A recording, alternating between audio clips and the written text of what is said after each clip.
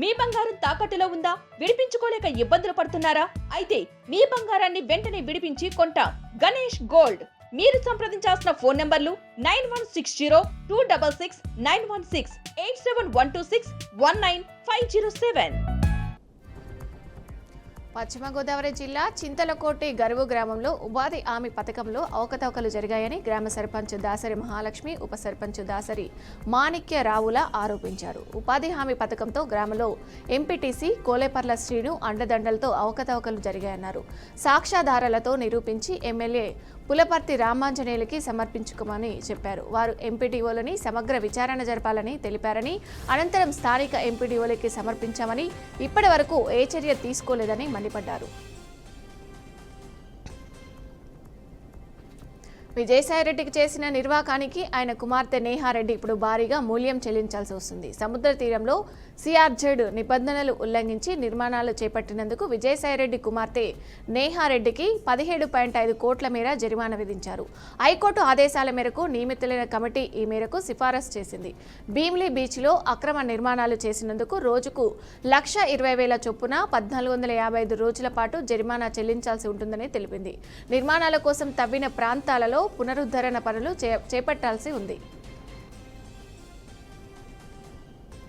Hyderabad వనస్థలిపురంలోని B N Reddy division Venkateswara కాలనీలో గత 30-35 సంవత్సరాల నుంచి ఎల్లమ్మ పోచమ్మ దేవస్థానాలు ఉన్నాయి. ఎన్నో సంవత్సరాల నుంచి చుట్టుపక్కల 21 కాలనీవాసులతో కలిసి పూజలు అందుకుంటున్న దేవస్థాన షెడ్డు కూల్చివేయడంపై కాలనీవాసులు ఆగ్రహం వ్యక్తం చేశారు. కొద్దిమంది కుట్రపూరితతో తహసీల్దార్కు దేవస్థానాలపై ఫిర్యాదులు చేస్తున్నారని వారు ఆరోపించారు. 30 సంవత్సరాల నుంచి ఉన్న ఈ దేవస్థానాలను పరిరక్షించుకోవాల్సిన బాధ్యత ప్రతి ఒక్కరికి ఉందని కాలనీ అధ్యక్షుడు కృష్ణ తెలిపారు.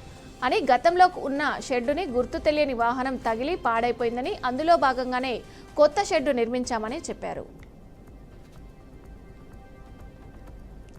నెల్లూరు జిల్లా పర్యటనలో జగన్ ప్రభుత్వంపై నిరాధారమైన ఆరోపణలు చేశాడని తూడా చైర్మన్ డాల్సన్ దివాకర్ రెడ్డి విమర్శించారు. వల్లభనేని వంశీని జగన్ సమర్థించడం కరెక్ట్ కాదని తెలిపారు. వంశీ ఎంత ఘోరంగా మాట్లాడతారో ప్రజలందరూ చూశారని అన్నారు. రౌడీ షీటర్లను, గంజాయి బ్యాచ్లను అరెస్టు చేస్తే జగన్ ఎందుకు ఉలిక్కి పడుతున్నారని తెలిపారు. చంద్రబాబు రాజకీయ అనుభవం అంతా లేదని, జగన్ వయసు అని అన్నారు. చెవిరెడ్డి భాస్కర్ రెడ్డి లిక్కర్ కింగుగా మారి కోట్లు దోచేశాడని ఆరోపించారు. బీఆర్ఎస్ వర్కింగ్ ప్రెసిడెంట్ కేటీఆర్, మాజీ మంత్రి జగదీష్ రెడ్డిలకు తెలంగాణ హైకోర్టులో భారీ ఊరట లభించింది.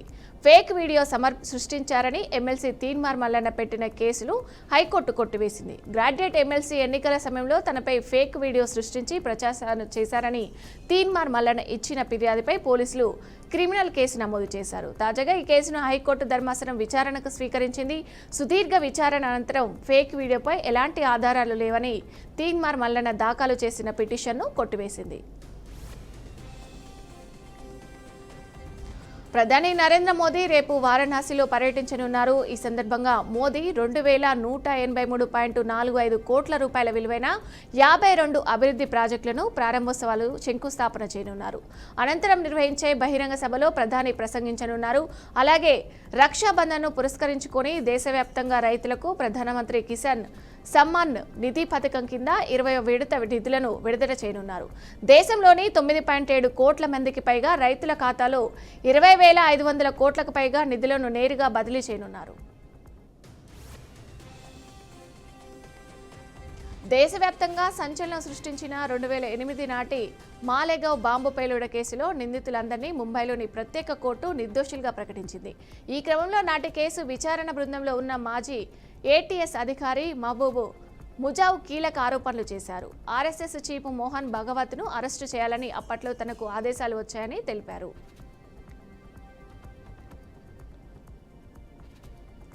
అత్యాచారం కేసులో జేడీఎస్ అధినేత దేవేగౌడ మనవడు కర్ణాటక మాజీ ఎంపీ ప్రజ్వల్ రేవణ్ణ దోషిగా తేలాడు. బెంగళూరు ప్రత్యేక న్యాయస్థానం తీర్పును వెలువరించింది. దీనిపై రేపు శిక్ష ఖరారు చేయనుంది. ఈ తీర్పు వినగానే ప్రజ్వల్ కోర్టు గదిలోనే కంటతడి పెట్టుకున్నాడు. ప్రజ్వల్ అత్యాచారానికి పాల్పడ్డారని, ఆ దారుణాన్ని రికార్డు చేసి బెదిరించేవాడంటూ ఓ మహిళ సైబర్ క్రైమ్ స్టేషన్లో గతేడాది ఫిర్యాదు చేశారు. దీనిపై ప్రత్యేక బృందం దర్యాప్తు చేసి 2,000 పేజీల ఛార్జిషీటు దాఖలు చేసింది. విచారణలో భాగంగా 123 ఆధారాలను సేకరించింది. నూతన ఉపరాష్ట్రపతి ఎన్నిక కోసం షెడ్యూల్ విడుదలైంది. సెప్టెంబర్ 9న ఆ ఎన్నిక జరగనుందని కేంద్ర ఎన్నికల సంఘం వెల్లడించింది. జగదీప్ ధన్ఖడ్ తన పదవికి అనూహ్యంగా రాజీనామా చేయడంతో ఈ ప్రక్రియ అనివార్యమైంది. పార్లమెంటు వర్షాకాల సమావేశాలు ప్రారంభమైన తొలి రోజే ధన్ఖడ్ తన పదవిని వీడారు. ఆరోగ్యపరమైన కారణాలతో రాజీనామా చేస్తున్నట్టు రాష్ట్రపతి ద్రౌపది ముర్ముకు లేఖ పంపారు. 2022 ఆగస్టు 11న ఉపరాష్ట్రపతిగా బాధ్యతలు చేపట్టిన ధన్ఖడ్కు 2027 ఆగస్టు వరకు పదవీకాలం ఉంది.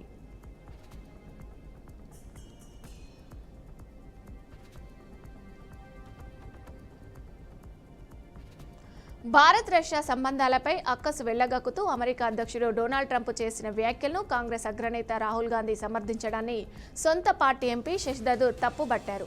రాహుల్ వ్యాఖ్యలతో విభేదిస్తున్నామని చెప్పారు. భారత్ రష్యా ఆర్థిక వ్యవస్థలు ఇప్పటికే పతనమయ్యాయని అన్నారు. వాటిని మరింత దిగజార్చుకోవాలంటూ ట్రంప్ వ్యాఖ్యానించారు. ట్రంప్ విమర్శలను శశి థరూర్ కొట్టిపారేశారు. భారత ఆర్థిక స్థితి ఎలా ఉందో అందరికీ తెలుసన్నారు. అమెరికా అధ్యక్షుడు డొనాల్డ్ ట్రంప్ మరోసారి సుంకాలతో విరుచుకుపడ్డారు. దాదాపు 70 దేశాలపై ఉన్న సుంకాలను పెంచారు. 10% నుంచి 41% వరకు పరస్పర సుంకాలను విధించే కార్యనిర్వాహక ఉత్తర్వులపై సంతకాలు చేశారు. ఇందులో సిరియాపై అత్యధికంగా 41% టారిఫ్ను విధించారు. కెనడా నుంచి వచ్చే దిగుమతులపై సుంకాన్ని 25% నుంచి 35% పెంచారు. బ్రెజిల్పై ఇప్పటికే ఉన్న 10% సుంకాలను అదనంగా 40% జత చేశారు.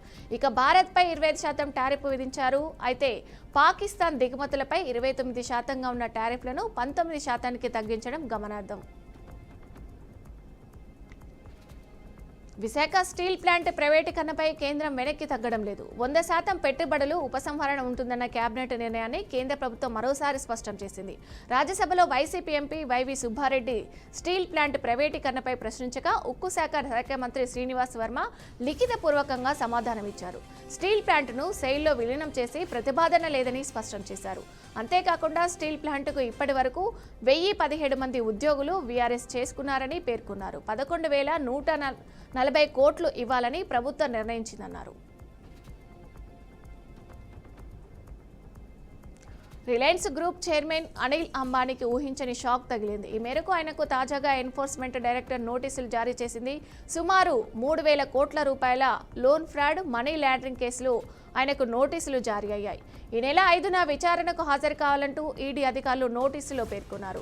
కాగా జూలై 24న PMLA కింద అనిల్ అంబానీకి చెందిన మొత్తం 50 కంపెనీలు, 25 మంది బిజినెస్ పార్ట్నర్స్ ఇళ్లు, అంబానీ గ్రూప్ కంపెనీ ఎగ్జిక్యూటివ్లకు సంబంధించిన 35కు పైగా కార్యాలయాల్లో ఈడీ ఆకస్మిక దాడులు చేసింది.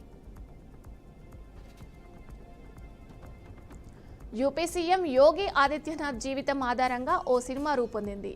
The monk who became chief minister అనే పుస్తకం ఆధారంగా ఈ సినిమాను తెరకెక్కించారు. రవీంద్ర గౌతమ్ దర్శకత్వంలో Ajay the untold story of the Yogi అనే పేరుతో రీతు మొగి నిర్మించారు. యోగి ఆదిత్యనాథ్ పాత్రలో అనంత్ జోషి నటించారు. అయితే ఈ సినిమా విడుదలలో తీవ్ర ఇబ్బందులను ఎదుర్కొంటుంది.